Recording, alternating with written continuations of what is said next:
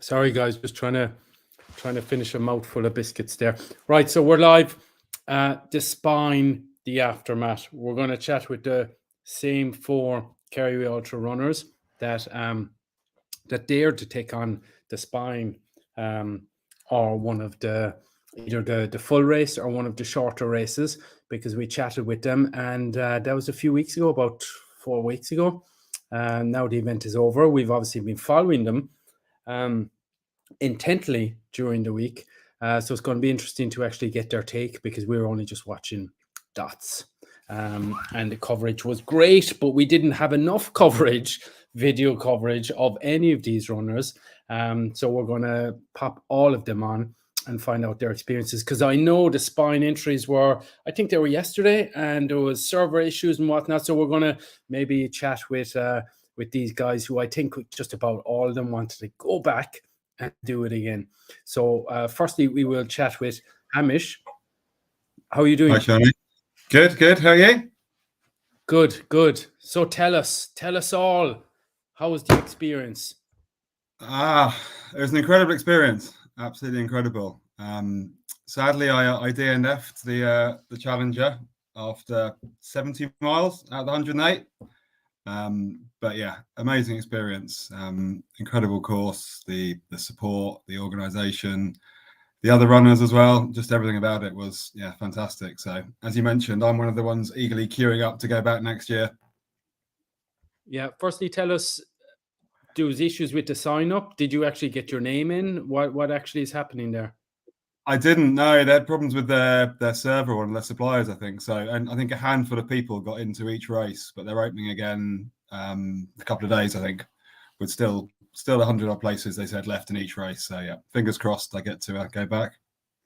Cool. So tell us about the actual race. You said you DNF'd, and that happens. We all have one of those, most of us. And that happens, but you've learned lots of lessons. Talk us through the actual race and how things started off. Yeah, a lot of lessons learned. So the Challenger starts off on the Saturday morning, which was the day before the main spine race. It's the first 108 miles. It started off, everyone was pretty apprehensive the night before about the weather forecast. It didn't seem too bad.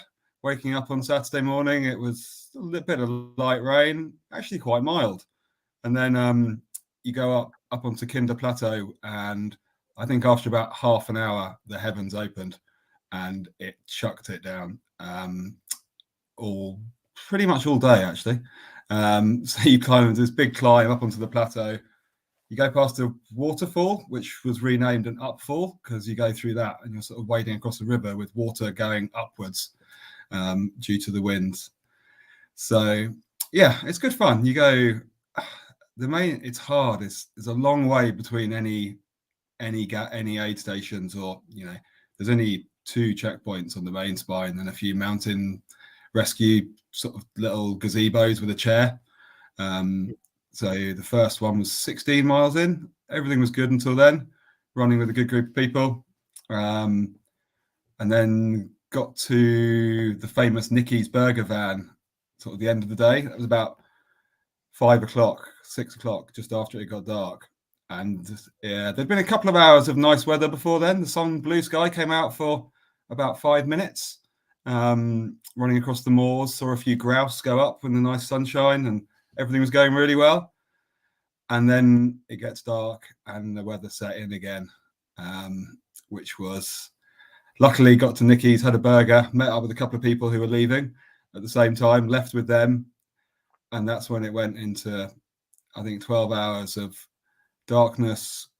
I'm not quite sure about gale force winds, but driving winds, sleet, rain, snow, all with knee-deep mud and lots of bits of it and water. So that's what you got to prepare for, and that's probably what I was a bit underprepared for.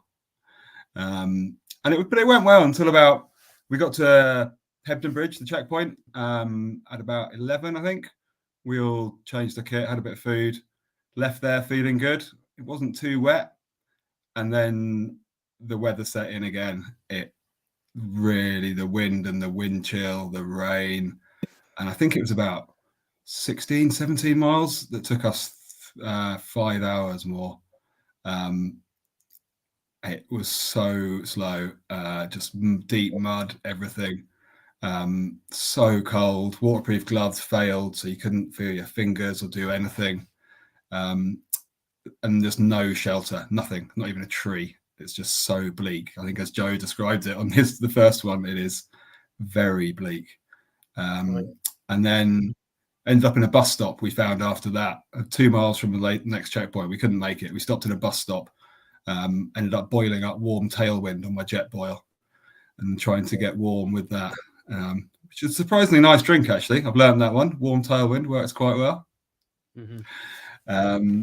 And then, made it to another checkpoint, made it on a bit further, but by then I had a really sore foot. I just hadn't taken care of too many issues because you just couldn't in that weather, and everything just got a bit too much. So at 70 miles, I think it was about 10 a.m. the next day, called it in because I've got. Sorry, go on. Yeah, was it you were drenched and you were wrecked? Or I wasn't. The kit held up pretty well, so I hadn't adjusted my hood well enough and adjusted everything, so a bit of water had got in, and I hadn't eaten enough because I just couldn't even. I remember stopping at one burger van trying to get a cup of tea, and I had to hand over my wallet and get the lady to take money out. I couldn't even pull any money out or do anything. So it was just a combination of so many things. You've got to deal with any little problem or an ultra, and when you're in 5 hours with no shelter in those conditions, it's hard. But lessons learned. And I suppose all those small things like letting the water go inside your jacket, whatever, that can turn out over hours and hours in the pissing rain and the cold. That can turn into maybe a bigger issue. Yeah, I just got a bit cold. I couldn't get warm again. I was wearing every item of clothing I had.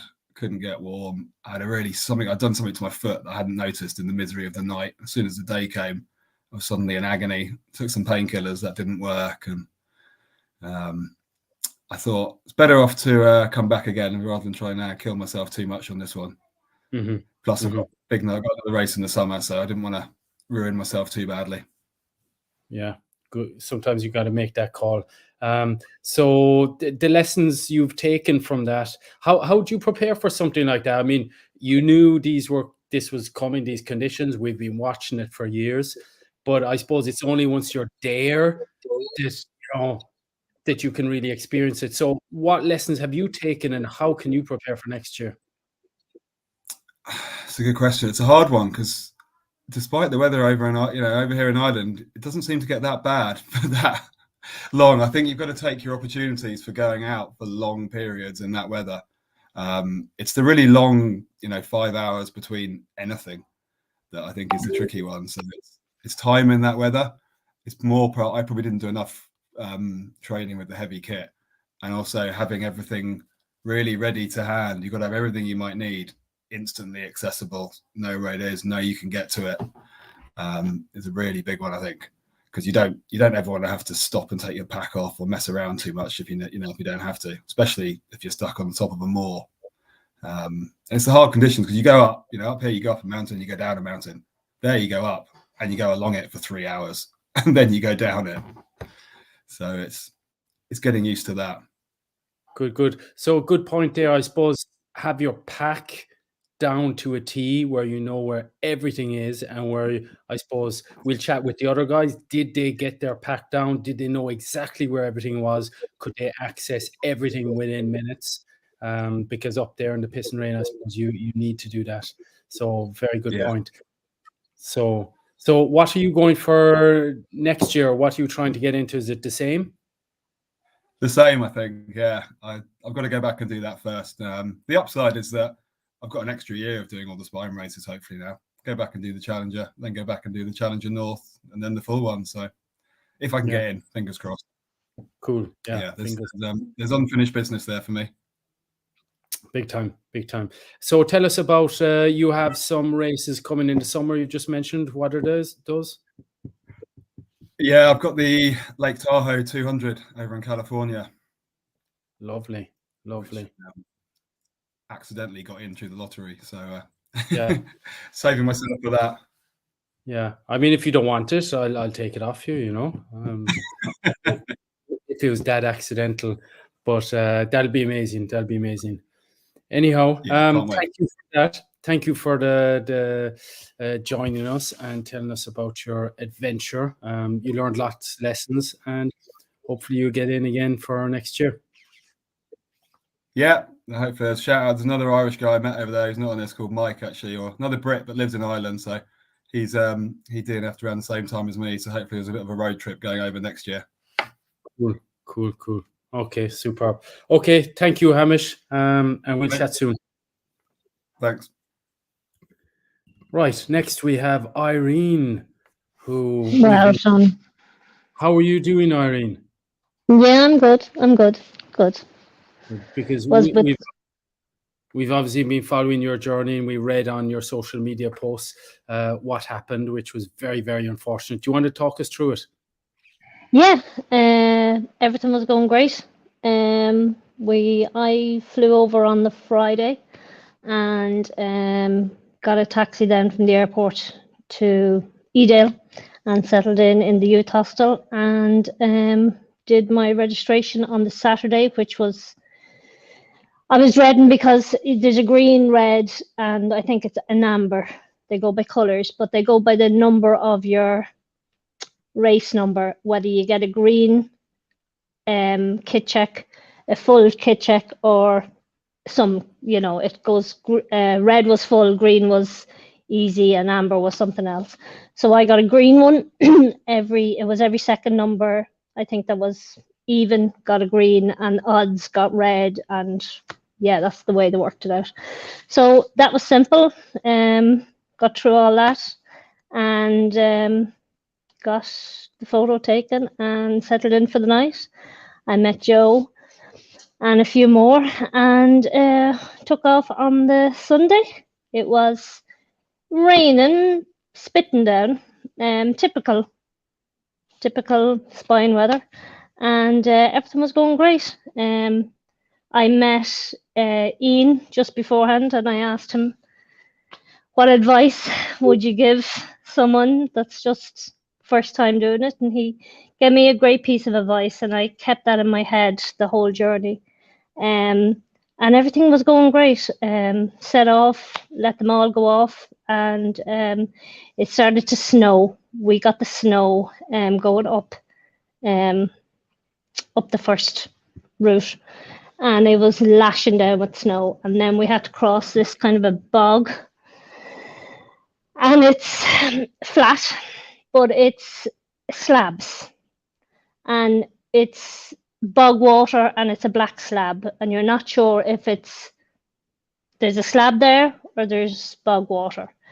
I fell 3 times going across that, and I mean, when I fell, I'm only short anyway, but I just disappeared.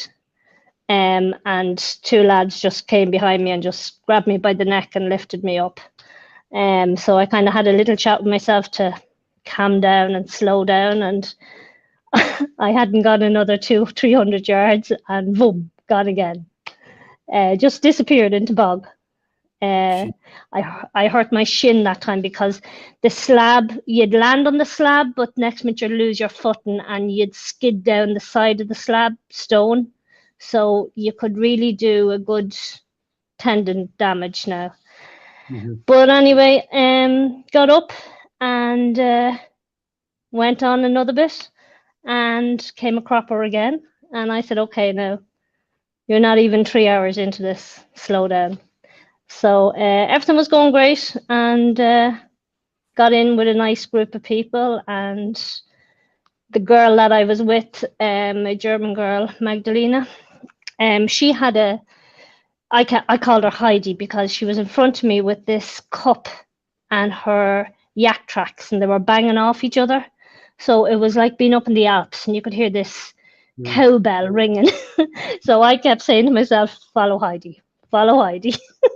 So yeah, we were with each other for ages, and we're passing to and from, and everything was going grand. Got into Hebden Bay, the first checkpoint, and that was like it it was like a station gone mad. It was people coming and going. It was crazy. There was bags everywhere. If I was to do it again, I'd get in and get out of there as quick as possible. It was just too much. I kind of didn't realize I was in a race until I got there, if you know what I mean. I kind of said, oh God, I kind of got a reality check. You're in the actual spine race. And I was a little bit overwhelmed by it all. And of course I tried to sleep, silly, because you just couldn't. It was like Central Station. It was like, no. So I wasted a lot of time in there. And for some reason, my GPS was acting up. And I was afraid, it was nighttime now, and I was afraid of getting lost. And Magdalena was going out as well at the same time. And I said, right, we'll go together. And the temperature dropped dramatically. And we stayed together, we worked together. She was doing the navigation. I decided to do the gates because she wasn't used to, I suppose I'm used to the Kerry Ultra. Some gates pull this way, some open forward, some went back. Just different ways you had to open gates. And she was taking longer, her hands were freezing. So I do the gates, she did the navigation, and we were working great. And we went up to Penny Ghent, which was a big mountain, and we were coming off it, and I was holding the gate as I was waiting for her to come along, and I don't know what happened. I don't know whether she slipped or the gate hit me. I don't know what actually happened, but we ended up on the ground, and my knee bounced off the road, and the poles went everywhere. We slid. Now, initially, I got up, and she was apologising. I got up, and I thought I was fine. I thought, run it off, it'll be fine. And I did run. I ran for another 3-4 hours, but I was fine when I was on the straight, we were coming up to Cam Road. It's a long stretch, a long flat. You see nothing, only snow. It was just a long drag of a run, but it was flat, and I was fine. And I was thinking about getting to checkpoint 2, and I was going to have a sleep because I hadn't anything at that stage. And I said, I'll sleep. The next section is only 54k. Use that as a recovery, pull back a little bit, and everything was going grand until I went to go up. With the track goes off, and we could see runners up high, and just before you come into the checkpoint. So when I went to go up, my knee I couldn't go up and I couldn't descend. I told Magdalena to go on because at this stage now I had 6 layers on, base layers. I had 2 jackets, and it was -15, and it was freezing.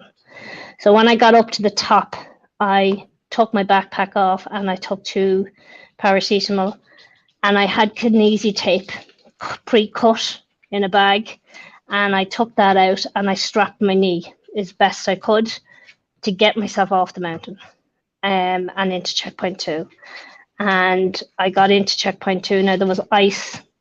The only way I could describe it, and I say this to people, is if they ever watched the Game of Thrones and Winterland. If you ever see Winterland, this is what it was like. It was ice that I never witnessed ice like. There was ice formations that you just didn't see. There was just ice and snow everywhere. Mm-hmm. But once you were moving, you were fine. But when I got down to Camp 2, I got in, and this guy started taking my shoes off, and I couldn't figure out what is he doing. And then I realized my laces had frozen solid, and he was defrosting them with hot water. Mm-hmm. And when I asked to see a medic, and when I saw the medic, they said, "Are you planning to sleep?" And I said, "Yeah, I was planning for 2 hours sleep here."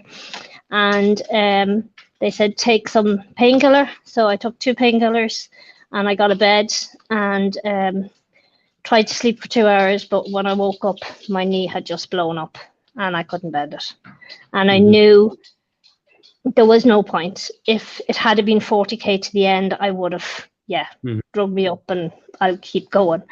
But you had no business being up on a mountain at minus 15 and you not being able to move. There was no point.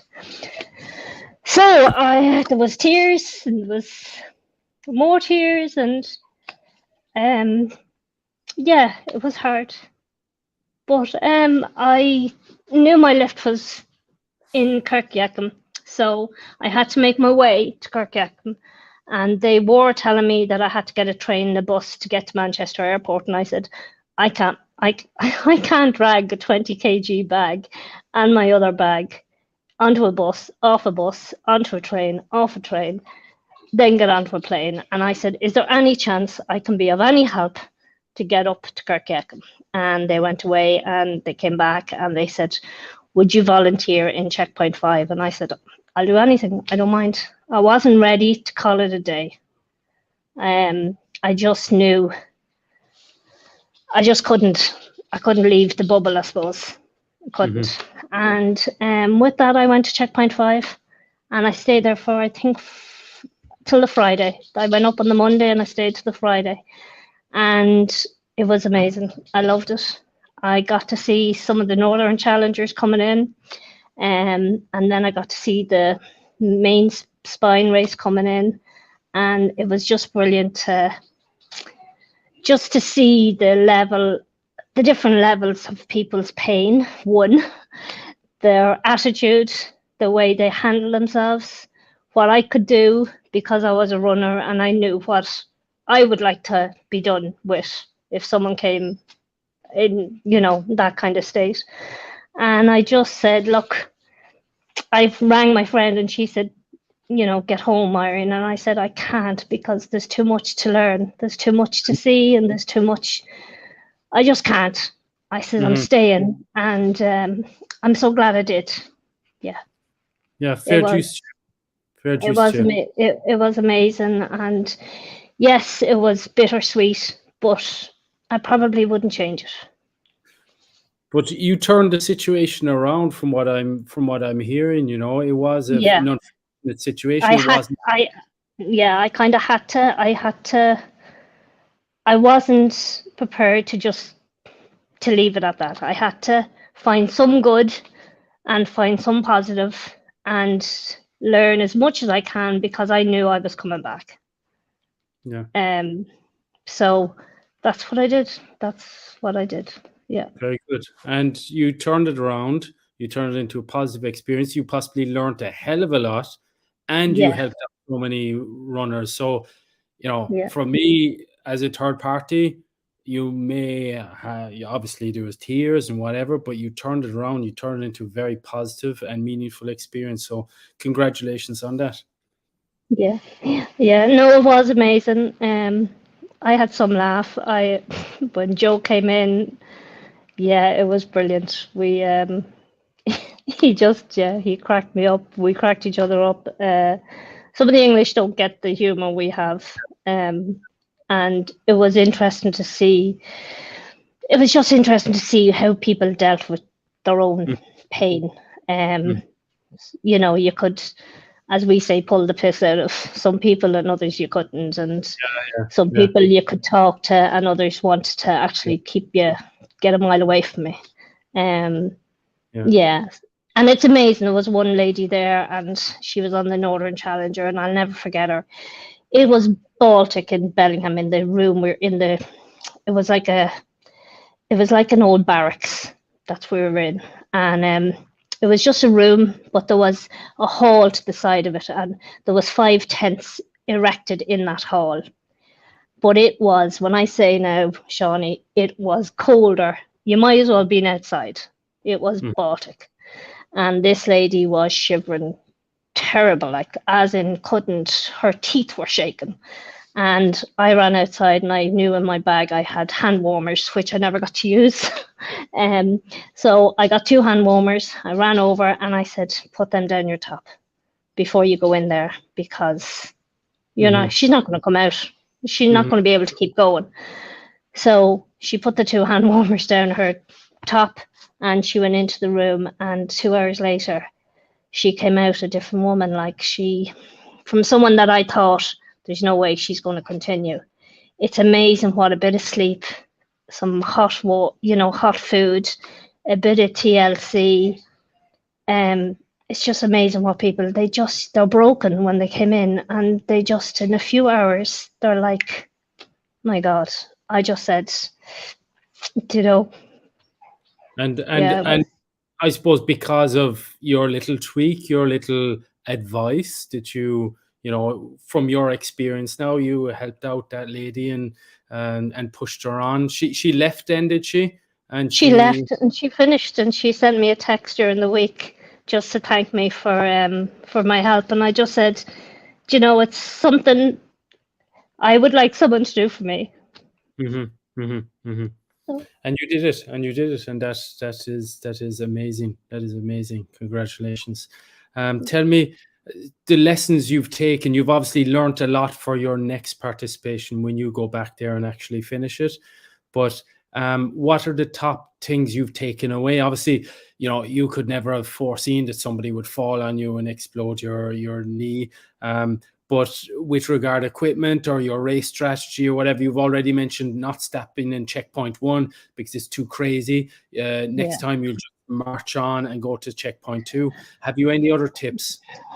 Well, the biggest tip that I got was from me and Keith. He says to me at the very beginning, he said, Irene, start the race the way you want to finish it, at the pace that you're going to finish it. So you have 4 or 5 days. Don't panic. Take your time. Walk when you have to walk. Run when you can.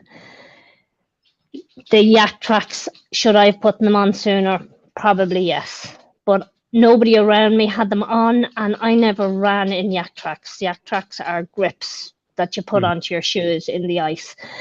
Nobody had them on around me, so I wasn't sure when to put these on. Or do you put them on when the snow is packed? Do you wait till? I wasn't 100% sure. So, and there was places where you could dive in and out of. You could see the black ice, and you could see the danger zone. So you could jump in and out, and you could. But in hindsight, I probably should have had them on me. Definitely checkpoint 1. Go in, have a cup of tea, have something to eat, but get out. Sort out my GPS. I should have sorted out my GPS. I was half afraid of it, and I was afraid of getting left behind.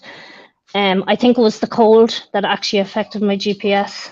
I should have had it closer on me. I had it in a pocket, and perhaps it wasn't warm. My asthma went haywire. The fog on the first night, it was like if you're in a disco, and it's a while since I was in a disco, but a nightclub, and that white fog that they blow out, well, that's what it was like going into your throat. And I should have had my inhalers in my front pocket. They were in my back, and I wasn't getting them until I went to the checkpoints, and I should have had them in my front. I had my batteries and my torch and everything in the front, but I never thought of the inhalers. So definitely inhalers are going in the front. Just your feet are most important. Look after your feet. And eat. My 2 bottles froze solid. I had Tailwind in one. It was a slush puppy.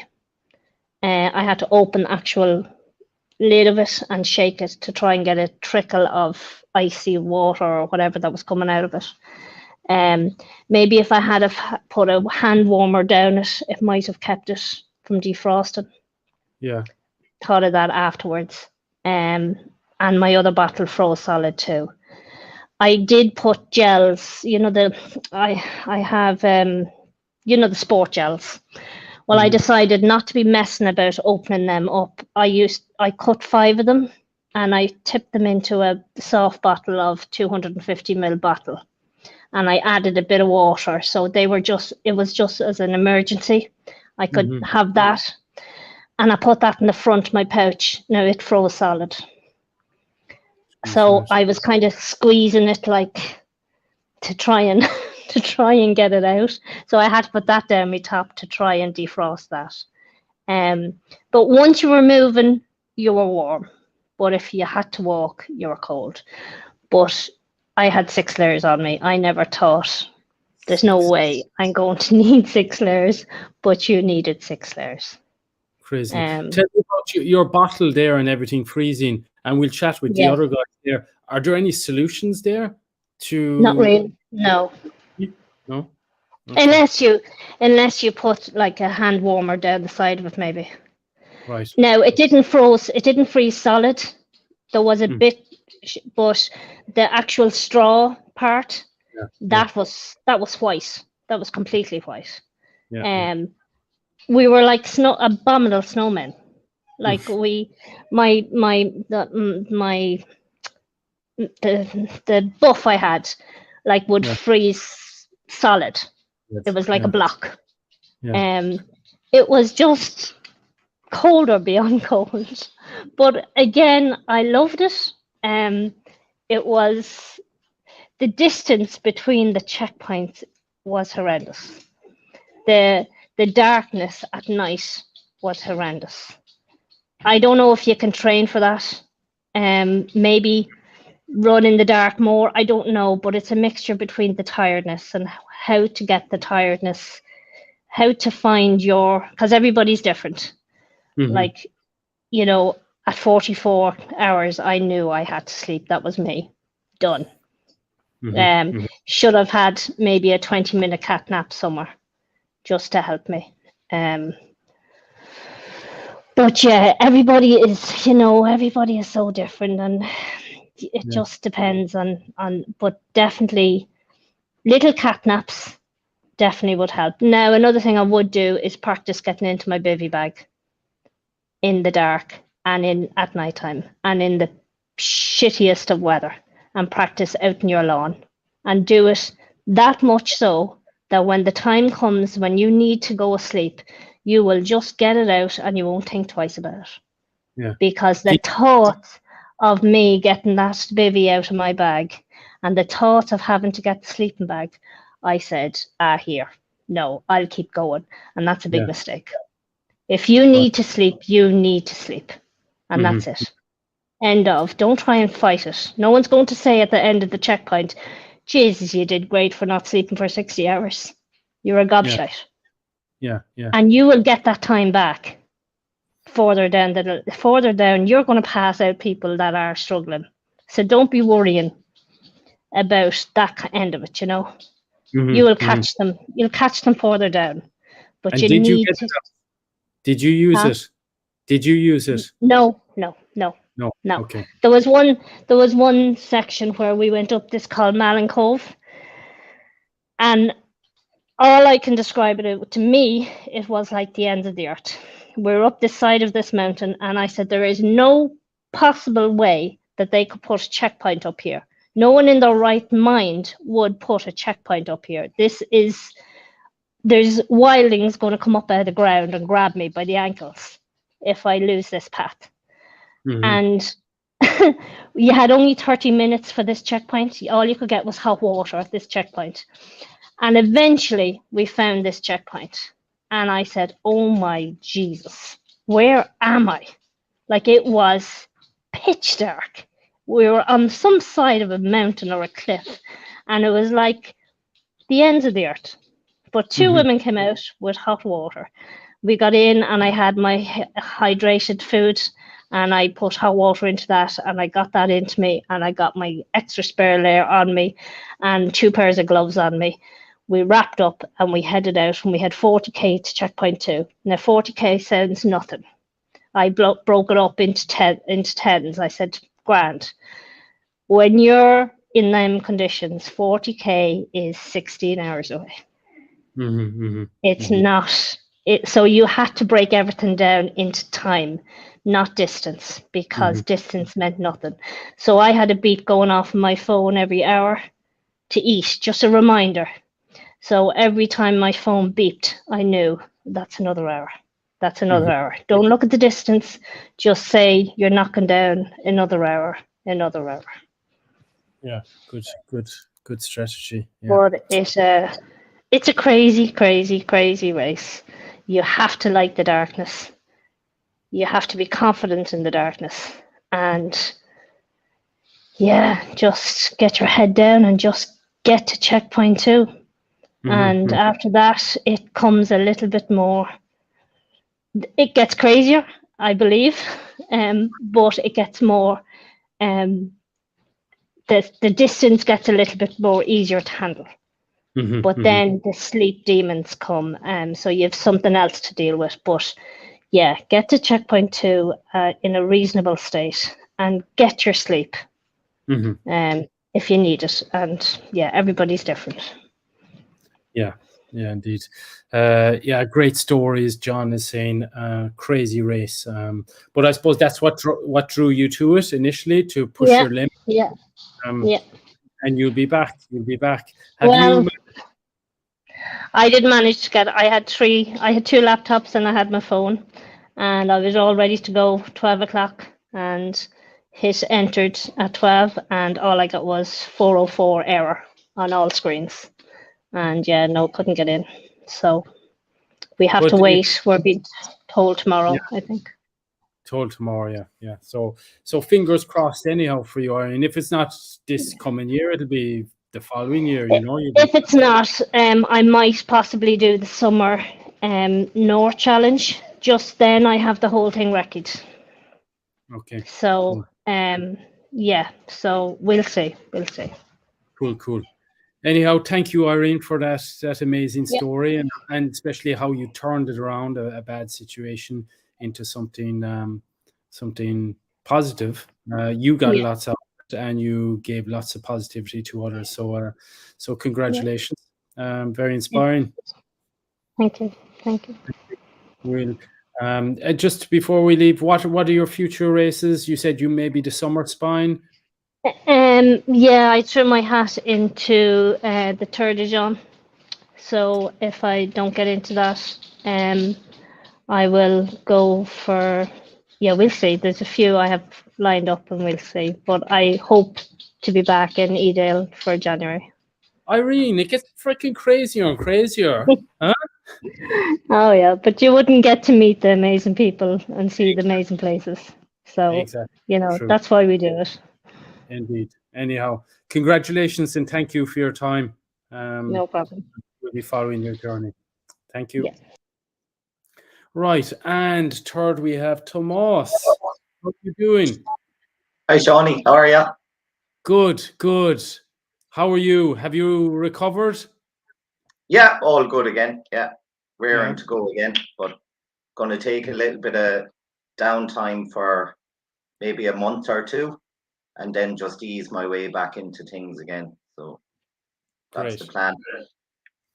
That's a wise man. That's a wise man. It goes to show, I suppose, you've been in the game for quite some time, and you know when it's time to kind of pull back and let your body recover, especially not just after the race, but also the big training block beforehand, and then go at it again.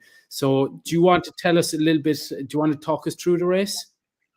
Yeah. So I think Irene covered most of it there, to be honest, but race started off pretty well, bit of rain and snow at the start. I suppose I kept it back a bit, the pace back a bit for the first 20 miles or so, and then picked it up a little bit after that and got to the 50-mile point at Hebden Bridge. Good shape. So got in there and spent maybe, I think, about an hour and 5 minutes there. So tried to grab 20 minutes sleep there and kind of went into this room with bunk beds, but it didn't quite work out. I went in there and I think I was in there about 2 minutes, and there was about 18 bunk beds in there, and 2 French runners came into the room chatting, and there was only 2 people in the whole room. So one of them decided he'd climb into the bed next to me, So I was like, no, out of all the beds to get into, leave me alone. So that was it. There was no sleep there. So I just got up again and just got my pack ready. And then I had a small bit of a kit check there from one of the race crew. So got out of there, and then things went pretty well. Got to Malum Tarn, that or Malum Cove that Irene was there talking about there. So got into, you could only stay there for half an hour. So I'd kind of teamed up with another runner for about 10 miles previous to that. So two of us left together, and we were kind of going on to one of the higher points of the course, up towards Penny Ghent, I think. Yeah, came down off Penny Ghent. Like Irene was saying, quite cold, water bottles freezing. So I kind of had to actually open the whole top of the water bottle to get water, if you catch my drift, and then close the bottle again because the valves were totally frozen over. So then got down into this, like a small control point called Horton. I think it's run by a triathlon club there, actually. So just as I got in, all I said was, "Can I get a cup of tea? I'm kind of cold." So as soon as I said that, a doctor came over to me and he just kind of said, "Yeah, I'd like to take your temperature." So I said, "Yeah, fine, no problem." Because I was going pretty well. I didn't have any major problems, didn't feel sick or nothing. So took my temperature and it was reading a little bit high, I think at 38.2, I think. So he just said, he said, "I want you to take 2 paracetamol and wait 20 minutes and I'll take your temperature again." So waited the 20 minutes, took my temperature, and it was gone right back down. So all good. So he kind of said to me, he said, you're medically fit to continue the race." So off I went, and I done the next section. I think it was, can't remember, 6-7 hours by myself. So I think from the previous control point, I was kind of flagged as maybe someone that might be a bit sick or something. So when I got to Hawes checkpoint 2, I got in, and there was a doctor straight over to me, and he was like, "Look, we've been made aware that you were carrying a bit of a temperature, so we want to medically assess you."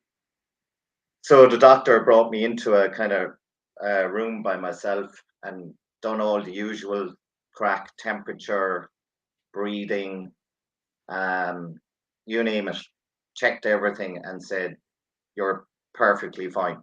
There's nothing wrong with you. But I want to do a COVID test." So I kind of looked at him and I kind of said, "Well, I have no symptoms. There's nothing wrong with me. So what's the purpose?"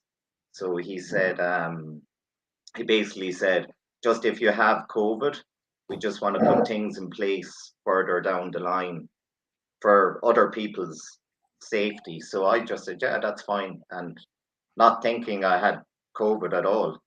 So positive came back. So I was like, right. So doctor just kind of said, I said, because I had intended to get 3 or 4 hours sleep there anyway. So I was kind of like, right, I'm going to go to bed, get my bit of shut eye and get ready for going. So he kind of said, "No, just wait there a few minutes." So himself and the checkpoint manager rang the race director, and basically checkpoint manager came back in and said, "Race director is pulling you from the race." So that was it. That was my spine story. So Nightmare. And was anybody else pulled because of COVID? not that I'm aware, Shawnee. Not that I'm aware. There could have been, but not that I'm aware. So I think it was just more think it was more bad luck. But look, obviously, like the checkpoint manager was in tears when she was telling me. She was. Right. I like my heart actually went out to her when she was telling me. When I was just like, oh, that's a horrible thing to have to do to anyone. So yeah, there was a few tears for a few minutes, and then kind of got my act together. And so, in fairness to the checkpoint crew, they actually got me a room to isolate me, so that I could just grab a few hours before I could gather myself and see what I was going to do next. But so tried to sleep, of course, no sleep, stayed in the room for about 3 hours. So I just got up, and actually that's when I met Irene then. So unfortunately her race was over, but so yeah, that was it. I just kind of, I had a camera crew following me. So that was kind of I was kind of lucky in that way, because their whole week was revolving around me. I was able to say or ask one of them if they minded dropping me to Lancaster. So with masks, obviously. So yeah, I was able to get home that way. So I flew straight home. So that was it. All right, you left straight away. Yeah, yeah, Cool. yeah. Right. Well, that was pretty damn unfortunate, obviously. So Yeah, it sure was. Yeah, but I'm kind of. Well, I think I'm fairly proud of myself with the way I've handled it.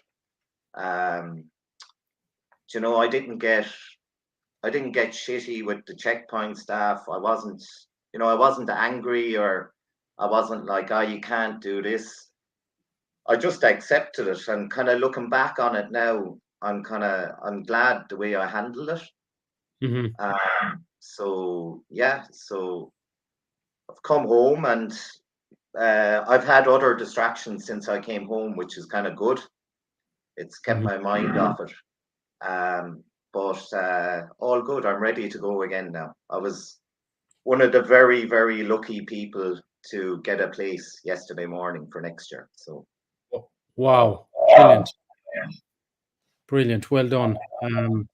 I suppose it's all about karma. You managed your situation with grace, and I suppose that was yeah, rewarded. I'd be a believer in that, Shawnee. That kind of, I suppose, what comes around goes around. You know. But Yeah, so my big time. so Because in your situation, I can imagine a lot of people would have been very bitter and would have been on there slating the organization, whatever.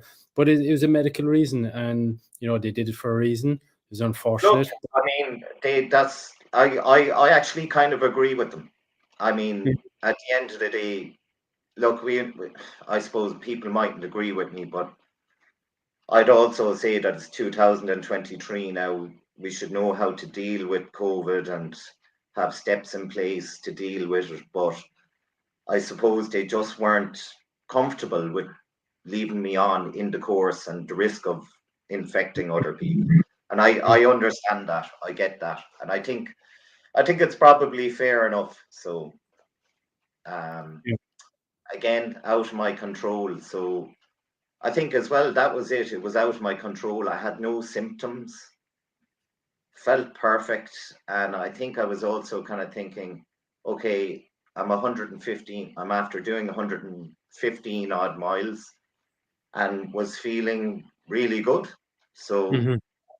I think I can bring that forward. And I suppose the whole experience of it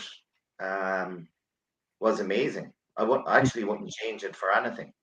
And I had also said, I'd kind of said to myself beforehand that, look, if this could be a 2-year project, it could be a 3-year project, it could be a 4-year project.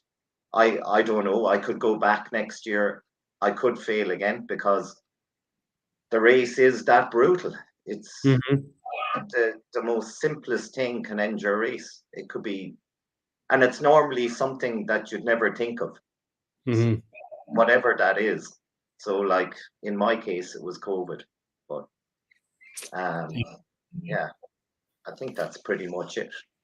Yeah. So yeah, as you said, sometimes it's something you would not consider, like you, COVID, Irene, somebody falling on top of her.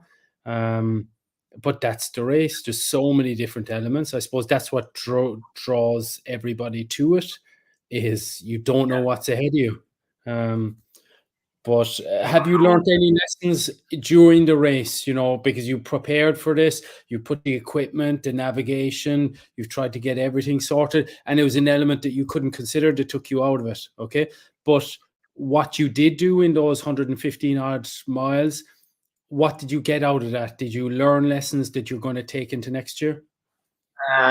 Yeah. So like I would say, I think overall I got it pretty right. I would be happy that my body was in good condition at that time before I was pulled out. So like, I mean, Irene mentioned that they're waterproof gloves. Or I think Hamish said it. My waterproof gloves were worthless. Mm-hmm. So I've got to look at that. That's something I've got to, I suppose, test out some new equipment. My layering was pretty spot on, I thought. I got that pretty right. I would probably bring an extra layer the next time. So I would definitely consider bringing like a light puffer jacket, I think, for the next time. I think footwear, I'll have to have a serious look at my footwear. The shoes I wore, I wasn't happy with them.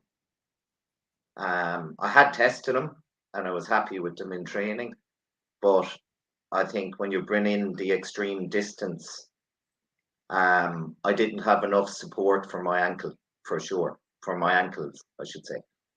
So it was funny actually, kind of. I think it was about 70 miles in. I could hear a couple of runners next to me saying that they were considering changing into hiking boots.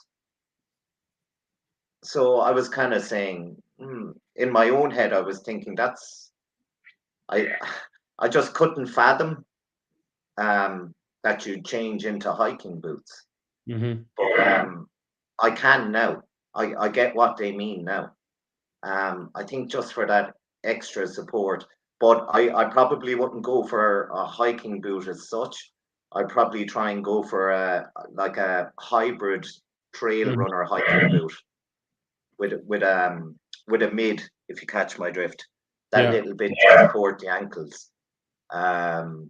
Because Irene touched on it, just some of the sections with the ice, they were just, you couldn't explain it. Yeah. And what were the footwear that you were wearing that you were happy with in training? Just out of interest. Ultra Raptors, La Sportiva. Okay, yeah, I like those myself, but okay, so they're not up to. Okay, They're good just to know. for the distance, I think, Shawnee, and Yeah, just a lack of support for the ankles and your feet in general. okay. So, like, I'll be looking into that. Other than that, I would say I was pretty happy. Other than that, Right, I had good. I had the waterproofs from Decathlon, the Evadict waterproofs. Now I might change them because they ripped pretty easy. I Mm-hmm. thought I just got a cotton something and it just completely ripped. Mm-hmm. So I then kind of up on the colder spots, I had that little bit of exposure going into my leg, and I was feeling a little bit cold from that. So Mm-hmm. just I don't know, little things like that I'll certainly be working on. And actually, one last thing I would say, I'll do a lot more hiking work with the pack as well. Yeah. I had a neck and shoulder injury leading up to the race, so I didn't get as much work with the pack on my back as I wanted. So that's I'll be looking into that. Now the neck and shoulder were fine during the race. There was no issue with that. Okay, good. Lots of lessons learned, and you're able for it. You're able for it to come back next year. So exciting! You got in. You're one of the lucky ones. But I suppose one of the things that strikes me after just chatting with, I suppose, yourself and Irene is how you handle these situations, which great ambassadors for the country. For it's great how you've handled these adverse situations which weren't really under your control, and coming back with positivity. So that's pretty damn amazing. So well done. What are your plans for the rest of the year? You're resting, obviously, and then. Yeah, I'm tying with the idea to bear away. I don't know if I will or not, but I'm looking at it and considering the Swiss Alps 100, considering it. Okay. Cool. Okay. Superb. Tomas, you also had a camera crew. Leah was following you. And I think she has a documentary coming out on the 10th of May. That will be showing, I think, in Dungarvan, is it, on the 10th of May? Yeah. As far as I'm aware, yeah, that's pretty much when it will be coming out. So it's not the ending to it that I wanted, but look, that's reality. But is it being shown in public? I think there'll be a launch event. Is there in Dungarvan? Yeah, in Dungarvan. Yeah. So I was kind of like, when I got pulled from the race, I was nearly more upset for her. But she it actually I think it'll make for interesting viewing with the way that it panned out and the way that it finished. So yeah, but you know what? It's not finished. It's far from finished. Obviously the documentary, the way it finished, but this is just the start of the story. So absolutely, yeah. The next chapter is next year. So that's what makes it exciting. Yeah. And I just want to say before I go, Shawnee, I just have my fingers crossed and will be saying a prayer for anyone that didn't get in. And I really hope that they get their spot next year. So yeah, I hope Irene and Hamish and Joe get their spots for next year because they deserve it. They're absolutely amazing athletes. So brilliant. Yeah. Brilliant. Cool. Anyhow, well done. And thank you for coming on and gifting us, I suppose, your experience and your tips for next year. Lots of people will get lots out of it. And we will stay in touch with you. Let us know about the screening of that documentary. We saw a bit of Leah's pre-documentary and it looks absolutely amazing. And I think that will be also broadcast on TG Cahir. So if we can get a link to that, we'll also share it on the Kerryway Facebook groups and pages and whatnot. So we're looking forward to that. And also brushing up on our Gaeilge, obviously. So so that'll be great. So thank you very much. That blue top was great, Shawnee. Worth a treat. The seam-out top, is it? Yeah. Oh, really? Great, really good piece of gear. Really good piece of gear. Very good. Was very happy with it during the race. So superb. Good to hear. I got a pair myself since. I haven't really had the chance. Obviously, I didn't have spine conditions, but I'm looking forward to getting back to Ireland to test it. But anyhow, Tomas, thank you very much for everything, and we'll chat soon. Okay, thanks, Shawnee. Thanks for having me. Right, and finally, we have the Kerry man himself, Joe. Hey. How are you doing? Can't complain. Yeah. Good to hear the stories from the lads. Yeah, I had a group over here last weekend, a big group of trail runners, about 16 of us, and they were on Strava and they said, frick's sake, Joe Leary, he's out mountain biking or cycling already. So you're back in the game, are you? Yeah, more or less, yeah. Did Carntool Sunday, nice and slow. Right. And had tea and apple pie after, just as you should. Good, good, good. So you are recovered, are you? I mean, you last Yeah, year, getting there. as you said, you felt pretty bad after the Challenger, but this year things kind of went to plan and you felt good throughout the race and even after the race. Is that correct? Yeah, no hassles. Um, I'll lose one nail and a small toe. All right, maybe the other one as well. But they didn't really give me too much hassle during the race. They're not sore now either. I'm just aware that the nails about to fall off. And no, not my rib. I bruised my rib. I fell in the water bottle, which happened to be frozen at the time. So that's the only thing that's at me. So yeah, it's great. Can't complain. Are you sure that rib issue was not after all the beers you drank with Dougie after the race? I didn't have Was that I- many of them. No, it's just a few. Just a few. So anyhow, tell us how it went. Okay, talk us through a little bit of how you took off. Firstly, Where do you want to start? I want to get to bed for 11.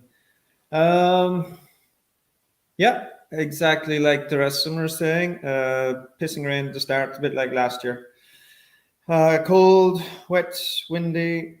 So I just started off with my waterproofs and just the waterproof pants. And I had base layer, a very light fleece then, very light wrap fleece, and my Columbia jacket. That's all. I didn't even have gloves because I thought I'd overeaten them. So I just kept I just did that with my sleeves. And, after about 20 minutes, my hands had warmed up. I'm used to that anyway when I go out running at night. Like I always put on the gloves and then they get too hot and I ended up putting them away. So I thought it'd be the same thing, which it was. Yeah, it was the same story as last year, except everyone took off. They're all gone into the distance. And I was left alone in the middle of the walk up the field and they all after running away from me. So I felt like a bit of an idiot, but I knew there was a lot behind as well. So I just did my own race. I just walked the hills and ran anything I could and said, sure, I'll be back, be fine. And that's, make a long story short, that's the way it turned out. all right. Good night. Thank you very much for your time. So yeah, you took off slowly. You played a patient game, like everybody says you should do, which few people actually do. So then, did you start reeling people in? Did people start dropping? How did things work? They started dropping really because I don't. Well, I did catch a few. Obviously, I think there was only 2 or 3, and there was nearly more people passing me really at that stage in the first 5-6 hours. 1 or 2 would pass, yeah, definitely. But then over the days, you just hear that people have dropped out and you're not exactly passing them. Well, there'll be people asleep as well, so you mightn't see them, like those guys asleep in a body up in some moor or other. When you opened the door, there was 2 of them inside asleep. So like we passed them. And I was running with Mark at the time. And I suppose we passed a couple in checkpoints. They might be sleeping. We didn't realize. So, but catching someone and passing them while running, no, just No. Dougie. And that was just before a stop as well. So yeah. So that was the only person throughout the race that you kind of caught, and all the rest were Yeah, kind well, of Claire as well. Well, I wasn't racing Claire. I thought Claire would beat me, so I wasn't really racing her. It's just that we were doing a leapfrog thing. She was ahead, I was ahead, and I expected her to catch me, and then I kind of forgotten about her. And to an extent, like that, she was maybe an hour behind, and then if I stopped, she'd get closer, but she was going to stop then, so that was fine. So yeah, no, so just Claire and Dougie. I think that was it. Yeah. Yeah, I'm writing the blog at the moment, so it's taking a bit more time than I thought. Thought I'd have it done tonight. But anyway, I'm 3/4 way through. But yeah. I reckon it'll be a good one if you can drink 3 or 4 pints while you're reading it. Right. Good, Yeah. good. So, right, tell us, at what stage did you realize you were kind of in the mix? What day? Wednesday, obviously. What day was that? Yeah, Wednesday morning when I saw Dougie, obviously it said the third is here. But I was over the moon with fourth as it was, or even fifth. So I didn't mind too much. So I suppose Tuesday night in Middleton. So halfway I knew, barring any huge problems, that I'd have a decent result, fourth or fifth or sixth.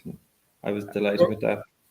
Were people updating you as you went into checkpoints, or how did you actually? They kind of were and kind of weren't. It's like, oh, the next person was, how long's the next person, and they wouldn't answer, at times. But then again, there's a big screen up there in most places, so you could just look at the screen. So I was wondering, they were being a bit pedantic, and I could have checked my phone at any time. I was just asking. But I didn't really care. I was just doing my own race. There's no point. And when it did come to later on in the race, there was only two of us anyway. There's just Dougie and Claire that I had to watch, and we knew where Claire was, and we could see her on the screen in the checkpoint coming up. She was 10 minutes away, and I said, "Come on, let's go." And the mountain rescue hut 1. He told us, we asked him, he said he got a text that she was 3 miles behind a couple of hours ago. So that did us. And we checked again on hut 2, and we kept an eye on her, and we saw she was 10 minutes away. We made off again. But at that stage, we were well rested, and we flew the last 2 hours home. We pushed on hard. So it was more impressive watching it on the dot watching thing, I think, than it actually was in real life. We knew where she was, and we're just aware of it, that she wouldn't stop, or definitely wouldn't stop for long. So we just needed to put the boot down, and that's what we did. And keep going. And at what stage did you decide to kind of race the race together? Don't know, did we? Did we not? You just kind of stick together kind of organically? Yeah, kind of. And we stopped at Hornistead. That's where I met him first and recognized him then.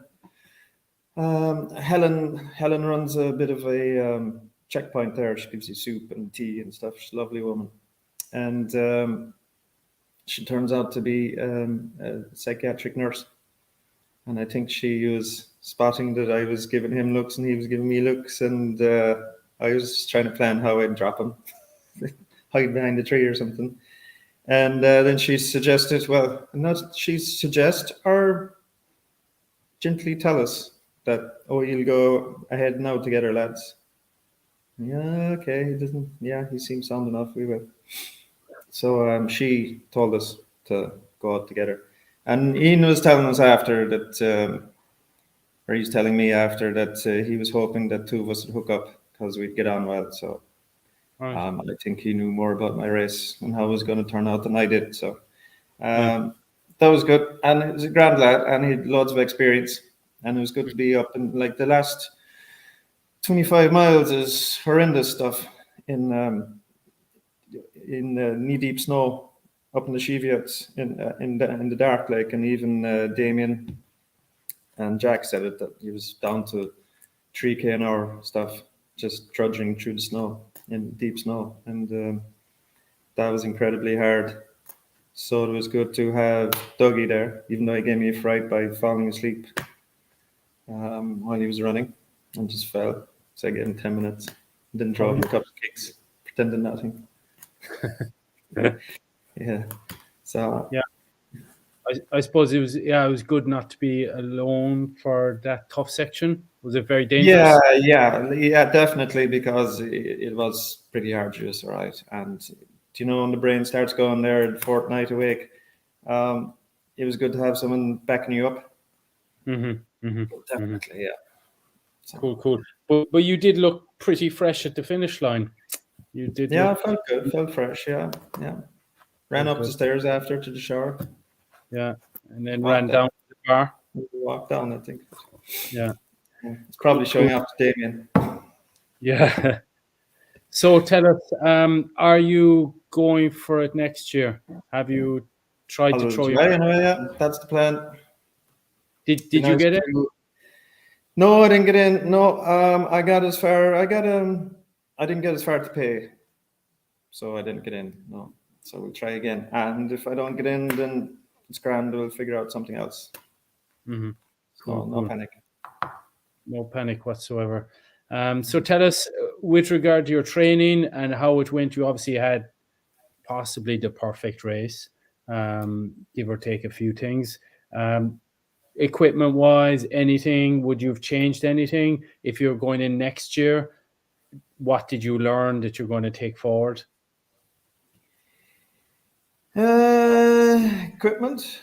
No, all good except gaiters. I kind of did a homemade gaiter thing out of red light gaiters, which was largely good, but they did block up with ice the last night. But it was just because of the weight of the ice on them. It kind of took them off the Velcro, and that allowed my laces to freeze up. Then that would be the first night that the laces froze, because everyone else had that issue for all the other nights.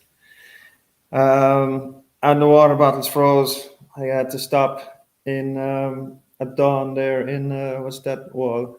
Hadrian's Wall. Get out my my camping stove and boil some snow to unfreeze the bottles and get some water. So that socks are perfect.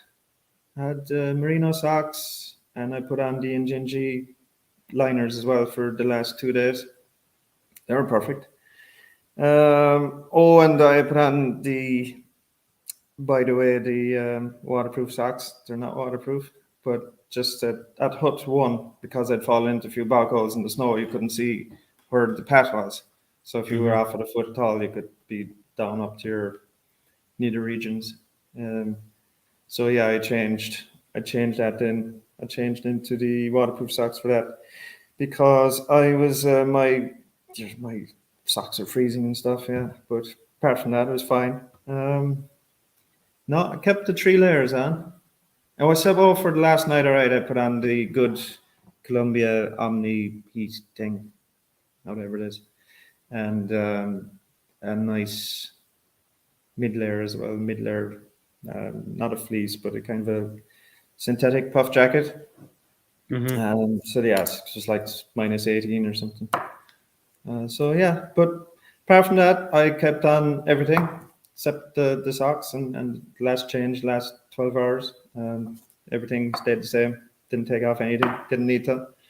Wore the same thing during the day at 5-6 degrees. Then I did at night in minus 15. It was fine. Just no hassle. No hassle with kit. Yeah, the bag was digging into me for a day and a half. All right, because like you can't get that in training. I wasn't going to put up with wearing the bag for a day or two just to get used to it.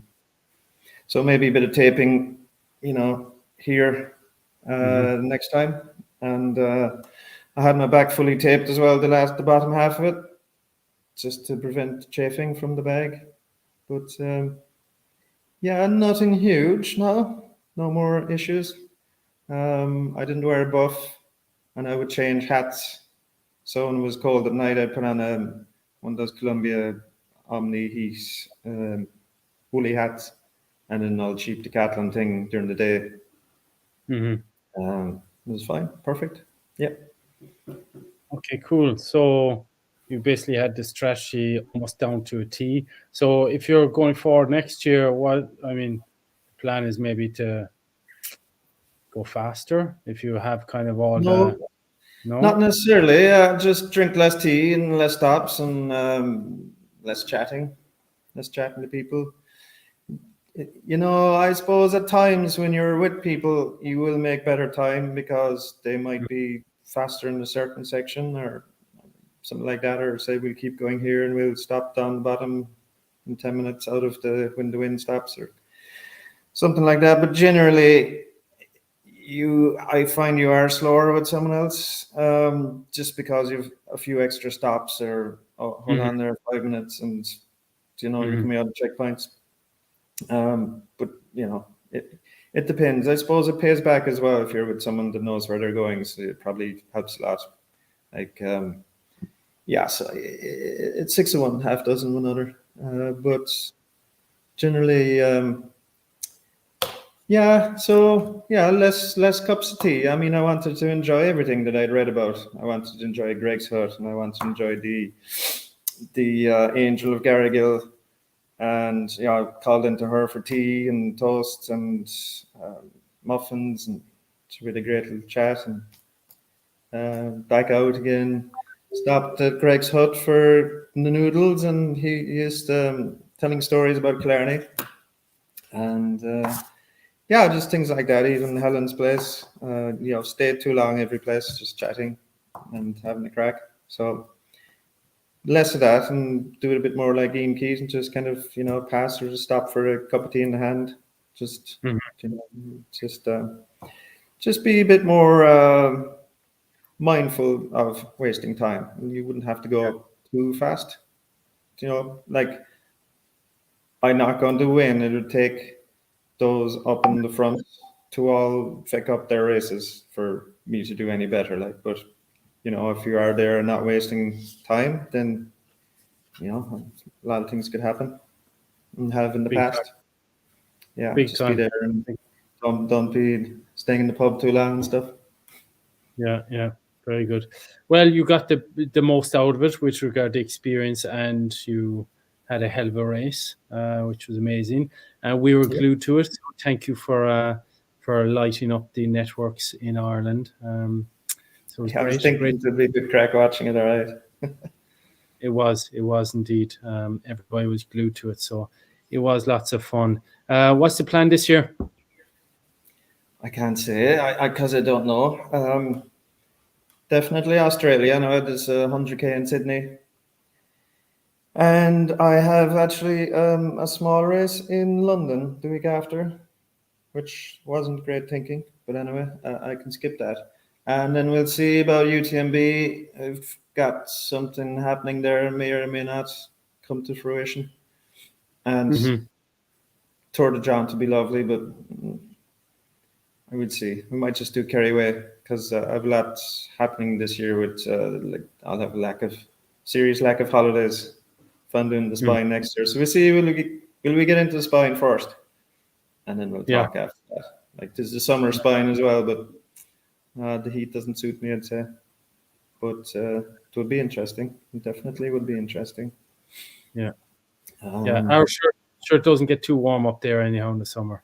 Yeah, but heat and midges and stuff like I did a recce in start of August. I said, not doing this race. It's horrible. Could you imagine flies buzzing around you and midges and sweat and lack of water? Fuck that.